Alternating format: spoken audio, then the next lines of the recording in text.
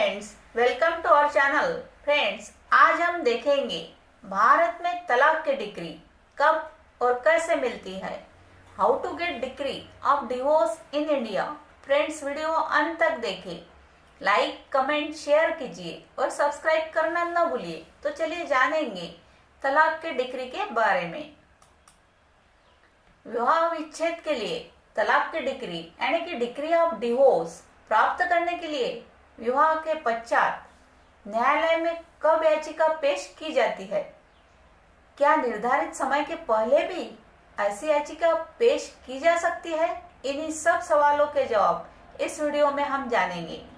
हिंदू विवाह अधिनियम की धारा 14 यानी कि हिंदू मैरिज एक्ट 1976 के अनुसार विवाह की तिथि से 1 वर्ष के भीतर विवाह विच्छेद यानी कि तलाक या डिवोर्स के लिए कोई याचिका प्रस्तुत नहीं की जा सकती है। पहले में यह अवधि 3 वर्ष की थी, परंतु 1976 में लाए गए अमेंडमेंट के अनुसार यानी कि संशोधन के अनुसार इस अवधि को 1 वर्ष कर दिया गया है। क्या निर्धारित समय के पहले भी ऐसी याचिका तलाक यानी कि डिग्री ऑफ डिवोर्स के लिए पेश की जा सकती है?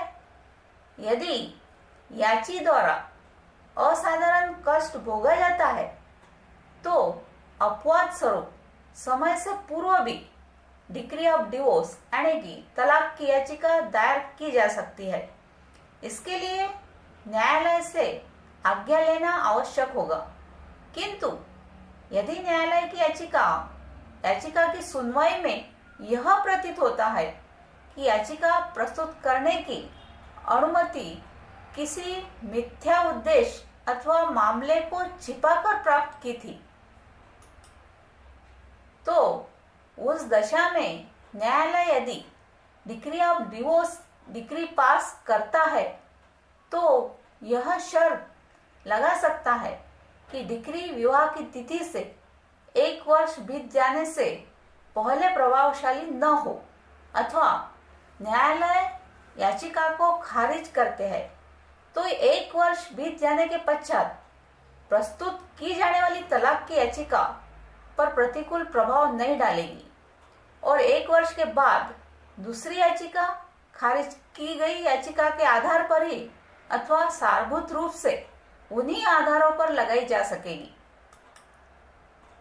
यहाँ यह भी प्रावधान है कि विवाह खत्म करने की किसी भी याचिका पर अपना कोई निर्णय देने से पूर्व न्यायालय याची एवं प्रत्युत्तरदाता के बच्चों के हितों को दृष्टिगत अथवा ध्यान में रखते हुए 1 वर्ष पूर्ण होने से पूर्व दोनों के मेल मिलाप की भी संभावनाओं पर विचार करेगा।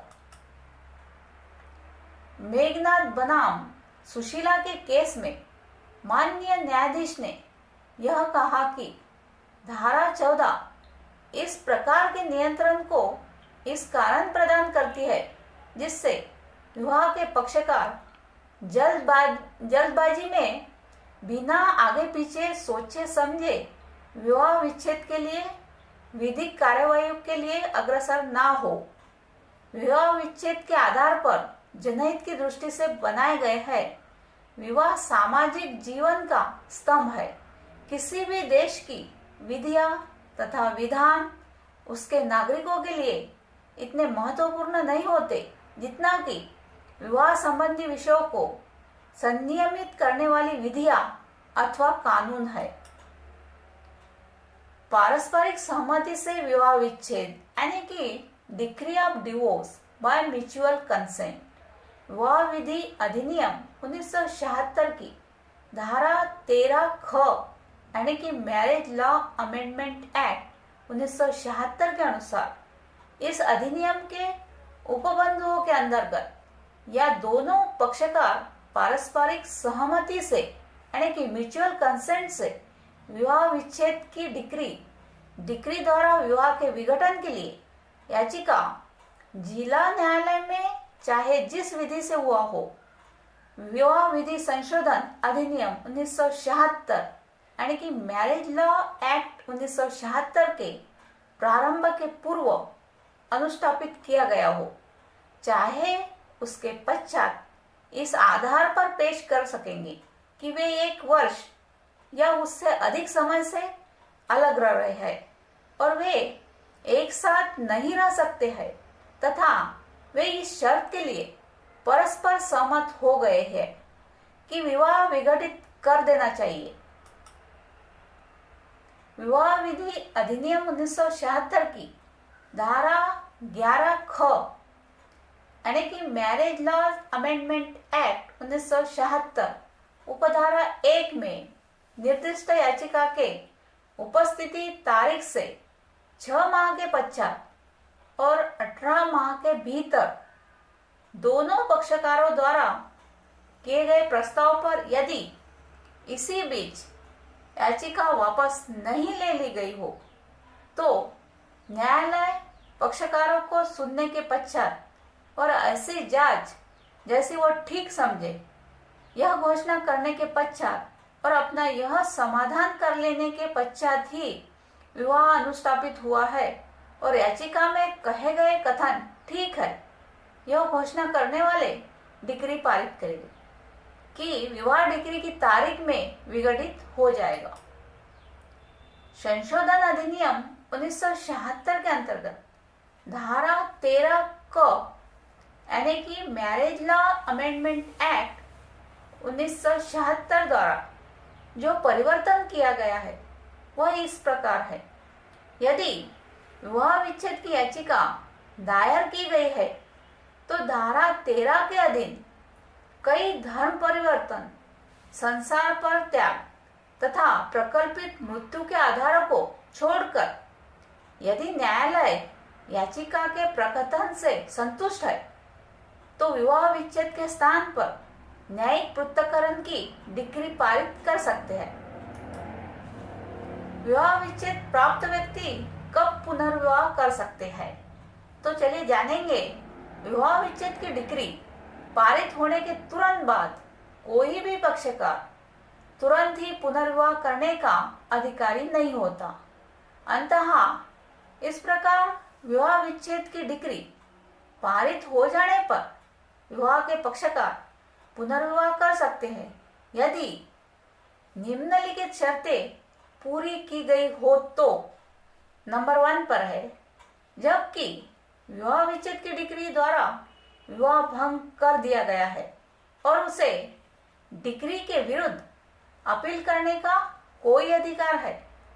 अंतिम अपीलीय न्यायालय द्वारा पहले विवाह विच्छेद की डिक्री देने पर उसके डिक्री के विरुद्ध अपील करने का अधिकारी नहीं रहता है।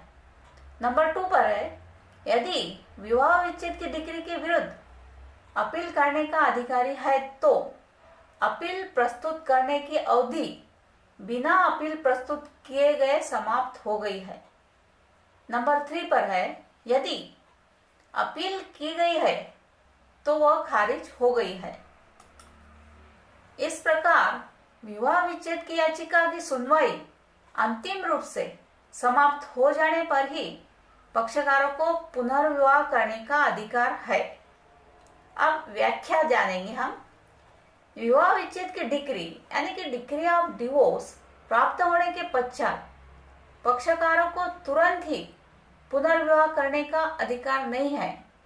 हिंदू विवाह अधिनियम 1955 की धारा 15 विवाह विच्छेद प्राप्त व्यक्तियों के पुनर्विवाह के संबंध में उपबंधित है। यह धारा कहती है कि जबकि विवाह विच्छेद की डिक्री यानी कि डिक्री ऑफ डिवोर्स द्वारा विवाह विघटित कर दिया हो और या तो डिक्री के विरुद्ध अपील करने के समय कोई अपील उपस्थित हुए बिना अवधान हो गया हो या अपील की गई हो किंतु खारिज कर दी गई हो, पर विवाह के किसी पक्षकार के लिए पुनर्विवाह करना विधि पूर्ण ना होगा। परंतु उन्हीं पक्षकारों के लिए पुनर्विवाह करना तब तक विधि पूर्ण होगा जब तक कि ऐसे विवाह की तारीख तक प्रथम बार के न्यायालय में हुई डिक्री कम से कम 1 वर्ष बीत ना गया हो। 1976 के संशोधन से धारा 15 के परंतु को अब समाप्त कर दिया गया है, जिसमें यह शर्त थी कि पक्षकारों के लिए पुनर्विवाह करना तब तक विधि पूर्ण न होगा जब तक कि ऐसे विवाह की तारीख तक प्रथम बार में न्यायालय में हुई डिक्री से कम 1 वर्ष न बीत गया हो। Thank you friends.